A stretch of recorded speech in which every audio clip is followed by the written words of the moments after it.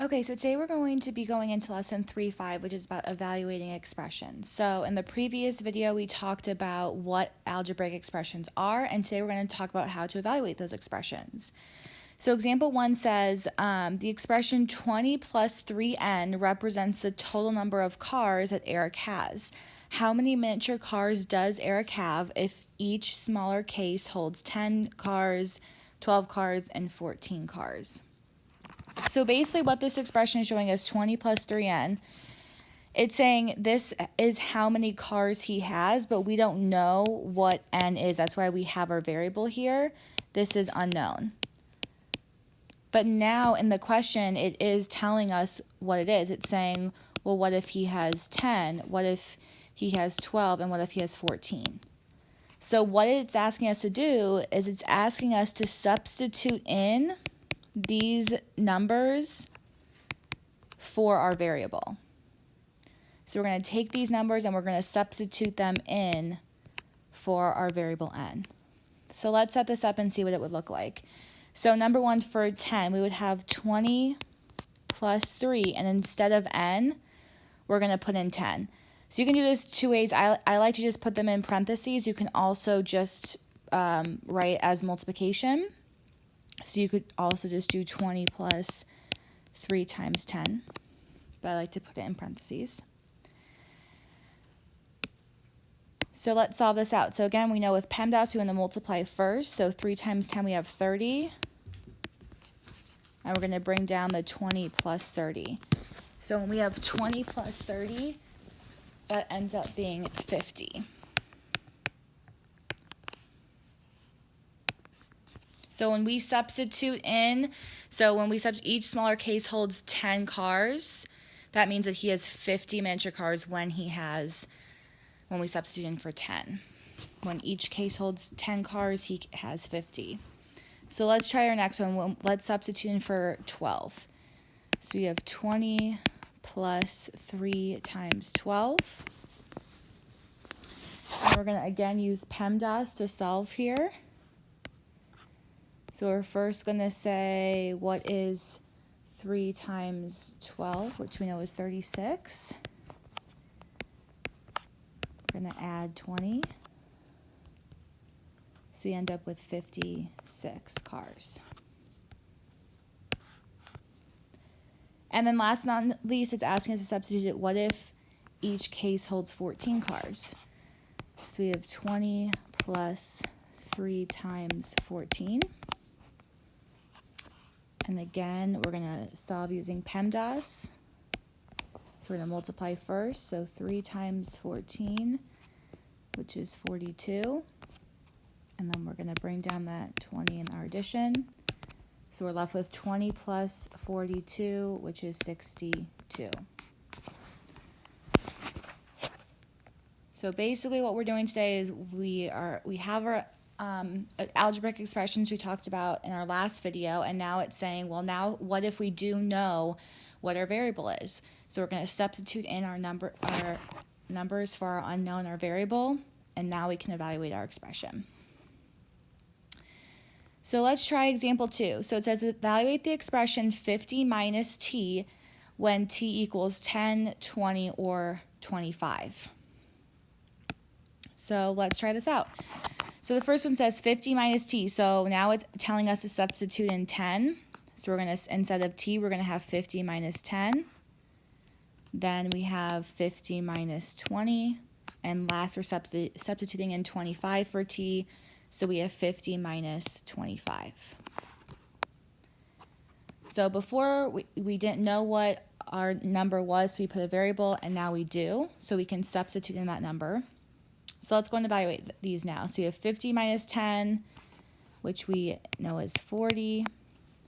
We have 50 minus 20, which is 30. And then we have 50 minus 25, which is 25. And now it's just asking us to fill in this, take our answers and fill in this table. So it says when t is 10, when we when we evaluate our expression, we got 40. When t is 20, we have 30. And when T is 25, we have 25. All right, let's try example 3. Julie's family took a 4-day trip. Julie's mother wrote an equation to calculate their gas mileage, M, in miles per gallon. So right here she wrote our expression. So she said their gas mileage, M, equals D divided by G, or D over G. D equals our total miles. So I'm going to put total miles here.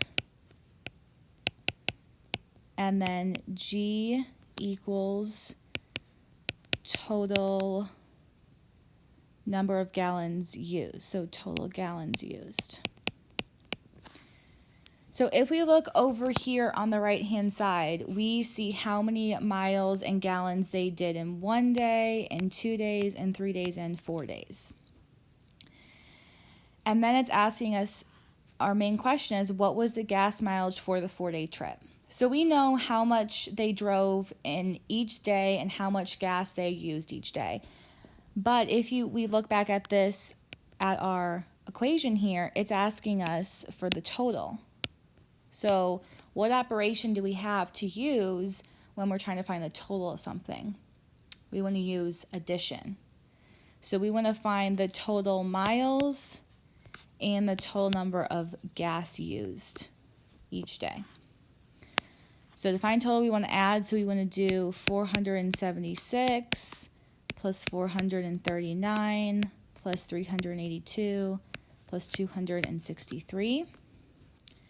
And then for gallons of gas used, we have 15 plus 13.5 plus 15.4 plus 16.1. So we want to add those up and find the totals. So you have 476 plus 439 plus 382 plus 263. So total miles driven on the 4-day trip altogether over 4 days, we drove 1,560 miles. So I'm going to substitute that in for D because we know our total gas mileage equals total miles, which is the 1,560. And then my denominator, what I'm going to divide by, is the gallons of gas we used. So we had 15 gallons the first day, 13.5 the second day, 15.4 the third day, and 16.1 the fourth day. So total, we used 60 gallons of gas. So then I can substitute that in for my total gallons. So 60, substitute in for G, which was my total gallons. So to figure out what their gas mileage was for the 4-day trip, I'm just going to go ahead and divide these two. I'm going to divide 1,560 by 60. And I'm going to end up with 26. So their gas mileage for the total trip was 26. So 26 miles per gallon. All right, let's try example 4. So it says evaluate the expression 3.4 plus 12a, or 12 times a, because if you remember from our last lesson, we learned that any number right next to a variable means to multiply and then divide it by 4. So that's our expression, but now it's saying to evaluate when a actually equals 10. So the first thing I'm going to do is I'm going to rewrite this out knowing that a equals 10. So I'm going to say 3.4 plus 12, and I know that this means to multiply, so I'm going to put times 10 in and then divided by 4. So go ahead and we're going to solve this out. So remember, we're going to use PEMDAS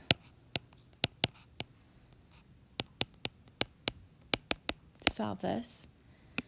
So when we are using PEMDAS, the first thing that we're going to do is multiplication division, left to right. So my multiplication comes first. So I'm going to do 12 times 10, which is 120. So now I'm left with 3.4 plus 120 divided by 4. And And then with PEMDAS, we know that division comes next. So I have 120 divided by 4, which equals 30.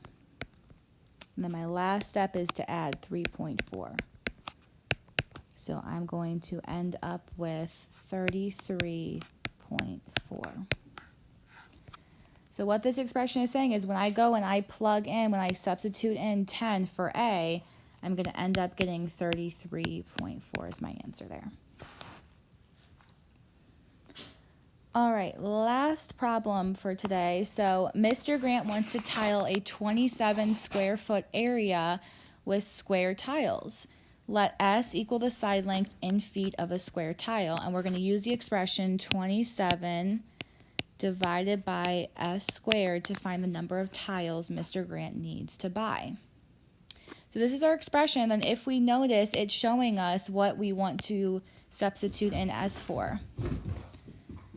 So before we just had a variable, and now we have S equals 1/3. So I'm going to go ahead and substitute this in. So I have 27 divided by 1/3 squared. 1/3 squared. And if the parentheses are confused, you guys, I just do this out of habit. You don't have to put the parentheses. I just think it makes a little bit more sense to me to make sure I'm only squaring the 1/3 and not anything else. But if you wanted to leave it like this, you could as well. It's still saying the same thing. So we're going to go ahead and use PEMDAS to solve this. So with PEMDAS, we know that we need to evaluate the exponent first. So we want to do 1/3 times 1/3, which would be 1/9.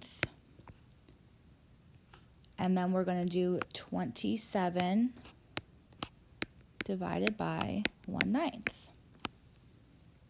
So if you guys remember when we're dividing with fractions, we want to do our keep, flip, change, or keep, change, flip. So we're going to do 27. We're going to change division to multiplication. And then we're going to do the reciprocal of 1/9. So we have 9/1. And if it helps you to write 27 as a fraction, then you would just put 27/1. So we have 27 times 9, which equals 243. And 1 times 1 is 1. And we know anything over 1 is just itself, so our answer here is 243.